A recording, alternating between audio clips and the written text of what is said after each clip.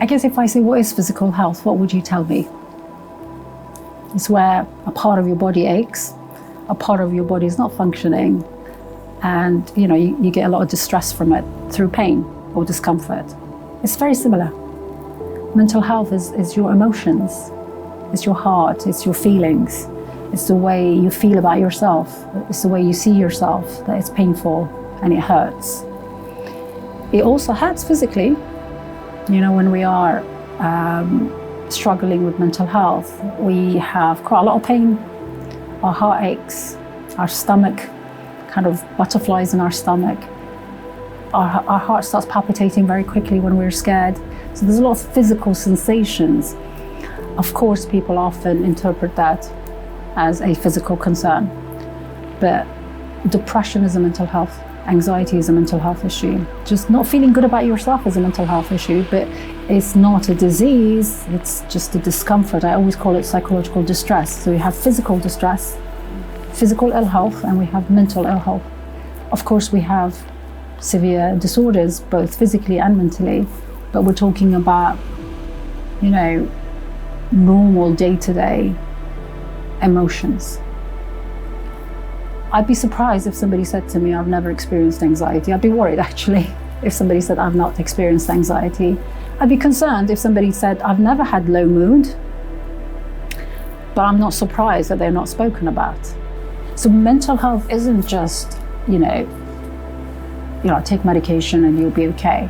It's about changing yourself. It's changing the way you see things, changing your style of thinking. That we as children, we look up to our parents. We learn through experiences. We learn through modeling. If I see this is how my parents are dealing with distress, am I learning how to deal with distress? So if you're supporting a mother to manage distress differently, you're actually supporting a system here. You're allowing a mother to be mentally well to look after a child. And not just mental health, that when you're supporting a mother to become independent, then you're teaching a child that you can manage atrocities.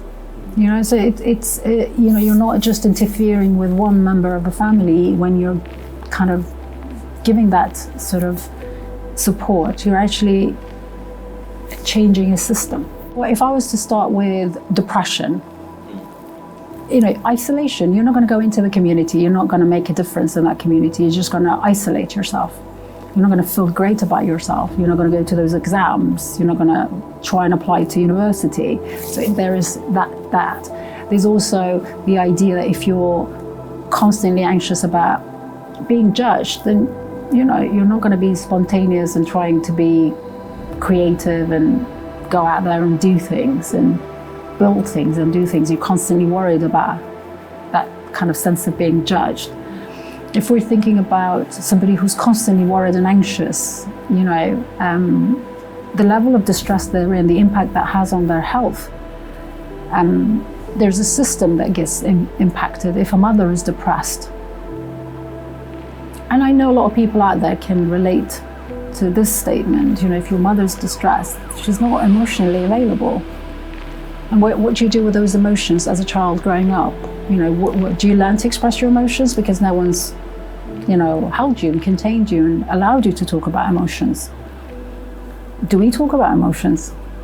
Do I come in and say, I'm feeling distressed today, I was emotionally hurt? We don't say that. Get a grip. Go and do 2 rak'ats of prayers, you should be fine. That's fantastic, that's absolutely fine, but we cannot dismiss mental health issues. So, you've got a system of community with low self-esteem, with lack of belief in self, with the inability to take risks and be creative. What are you building? A society of anxious individuals who are constantly repeating their wudu, or constantly repeating their prayers because they think they didn't do it properly, and then or constantly worried about their thoughts, thinking their thoughts is going to come true if I thought about that. The amount of time I've had people saying, I have these images of my son being knocked down by a car or something, and then she goes and checks on the son at school, or I have this thoughts of what if something's happened to my husband, and they panic if he doesn't pick up the phone. So there's these, you're so wrapped up by unhealthy thoughts that you lose ability to be creative, to be spiritual as well. How could you be spiritual if you're constantly in that level of anxiety, and if you're not feeling great about yourself? How could anyone be spiritual when they hate themselves and think they're not good enough or they're failures? So there is improvement in every area when you work with mental health. So it's really giving someone also hope. I can change my life, I can do things. And we know with experience, you do it for 2 months, then you do it for 6 months, then you're already 1 year experience. And where does that take you? It takes you to a different step, because the more we start with something small, we become experienced in that small thing, then we go for something harder, bigger, and then we become experienced there as well. And that's where we can, improve our lives. Having a good sense of self allows you to be creative, allows you to go to work, allows you to study, allows you to problem solve. We know when we're depressed, we lose the ability to problem solve. But when you're mentally in a better place, then you're able to see things from a different perspective. Then you can have an alternative view of things, you become more creative.